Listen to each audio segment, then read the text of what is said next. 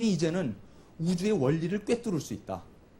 그리고 뉴턴의 이 원리라는 것은 제일 중요한 게 뭐냐면 이게 보편적인 원리였습니다.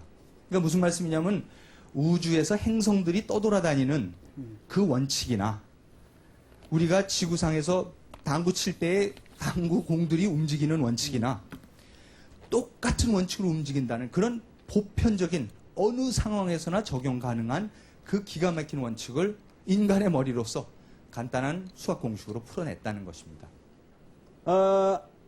지금 말씀하신 내용은 말이죠. 간단히 얘기를 하면은 우리가 근세에 과학이라는 게 등장했잖아요. 뉴턴 이래.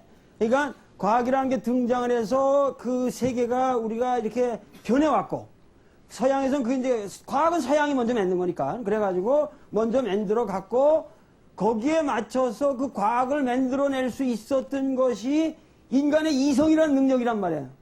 아시겠어요?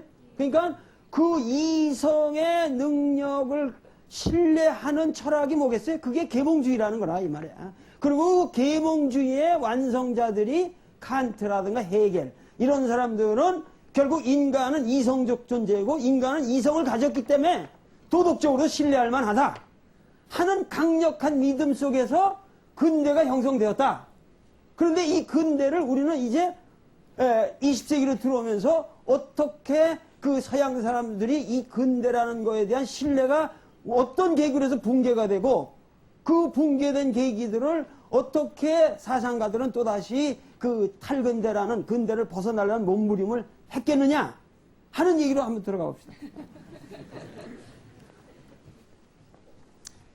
이미 이렇게 한쪽에서는 이 계몽주의, 그야말로 지금 이성에 대한 그 자신감에 차서 있었을 때에도 사실 그 옆에서 이제 훗날 요즘에 와서 우리가 탈근대 사상의 중요한 사상가라고 부르는 예를 들어서 도스토옙스키나 니체, 프로이드 이런 사람들이 항상 옆에서 문제가 있다 하고 비판을 하고 있었습니다.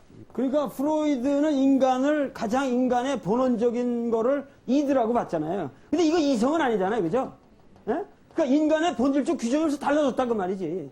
이성적으로 합리적으로 행동하는 게 아니라 막말로 하면 그냥 뜨는 대로 행동하는 게 인간이다. 어? 그 이런 인간을 어떻게 믿겠냐? 이런 거 아니야?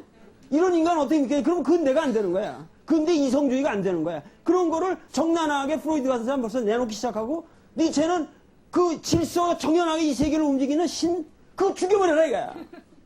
알겠어요? 그 근대야 근대가 아니에요. 그 근대에 대한 신념이 없는 거예요. 니체 같은 사람은. 바로 얼마 전만 해도 정말 인간의 이성으로서 못할 게 없어 보였고 우주의 원리를 꿰뚫어 보였는데 왜 이런 일이 벌어질까 하는 엄청난 근본적인 자기 문명에 대한 반성의 계기를 제공한 게 세계 제1차 대전입니다. 그러니까 한번 우리가 이렇게 생각을 해봅시다. 지금 여기 말이야. 우리가 여러분들 굉장히 평화롭고 잘 살고 있잖아 지금. 에? 아버지가 엄마가 돈 주시면 와서 학교 와서 공부하고 에? 또 나가서 신촌에 가서 저녁에 가서 뭐 노래방 가냐 어디 무슨 PC방도 가고 뭐 그렇게 재미있게 살다가 즉 갑자기 여기 전쟁이 6.25 같은 전쟁이 하면 여기 터졌다고 생각해봐. 아무 이유 없이 그리고 여러분들 지금 당장 내일 나가서 막 사람 동족끼리 서로 싸우고 이런 거 한번 경험을 해본다고 생각해보라고. 여러분들이 지금 살아왔던 세계가 얼마나 한심하게 보이겠어. 그러니까 1차 대전이라고 하는 것은 유럽의 지성인들에겐 1차 대전 이전까지는 모든 과학이 발명하고 인류가 진보하고 모든 게 착착착착착 진행이 돼가지고 야 우리가 밝은 미래가 있다고 생각했는데 그 밝은 미래를 위해서 쓰였던 그래서 기술 과학도 만들어내고 법칙도 만들어내고 무슨 테크놀로지도 발전시키고 모두 들어오고 다 이렇게 했는데 그것이 하루아침에 뭐야? 사람을 죽이고 우리 삶을 파괴하고 도시를 망가뜨리고 뭐 독가스를 하고 뭐 그냥 대규모 살상으로 쓰이니까 과거에 우리가 경험 못했던 살상 방식 아니야. 에? 그러니까 그 1차 대전이라는 게 얼마나 인간을 유럽의 지성인들을 비참하게 만들었겠냐 하는 걸 상상해보라는 얘기야. 에? 거기서 오는 허무주의 알겠어?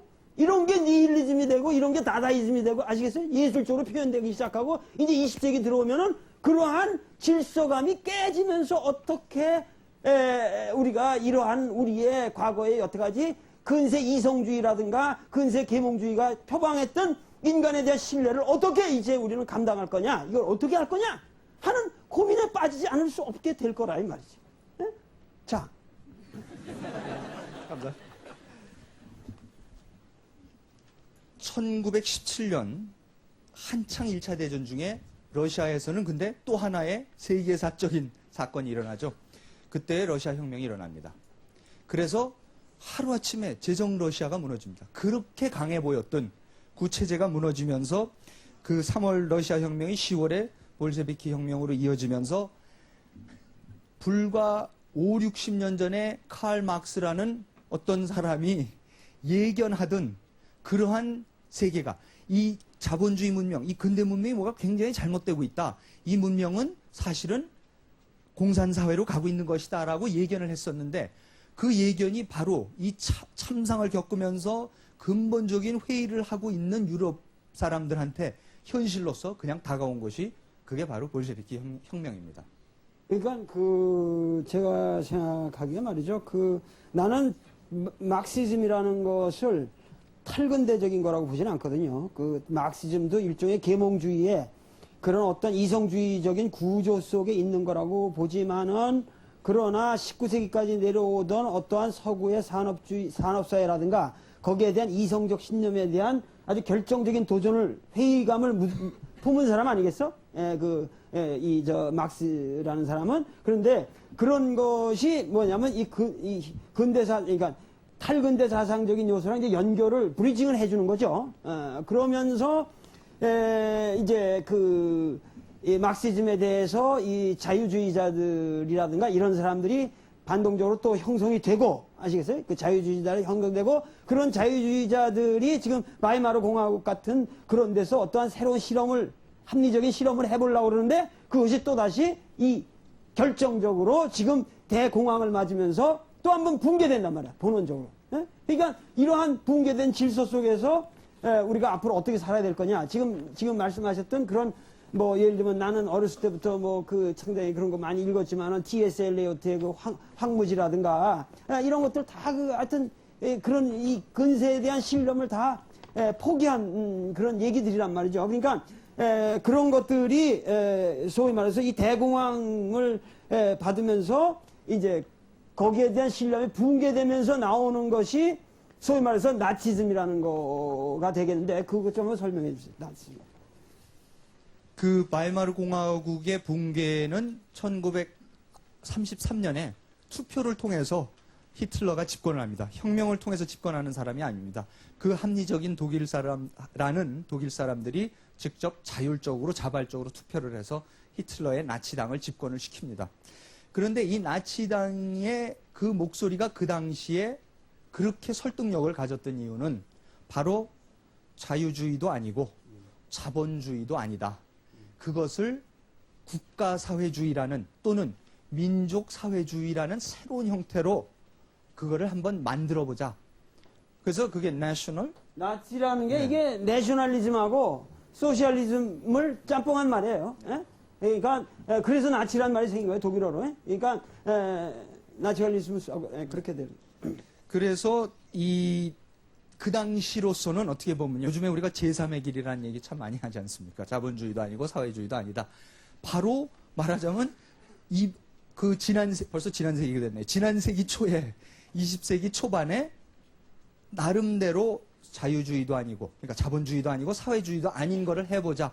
제3의 길을 모색하자 그래서 나왔던 것이 그게 나치즘입니다.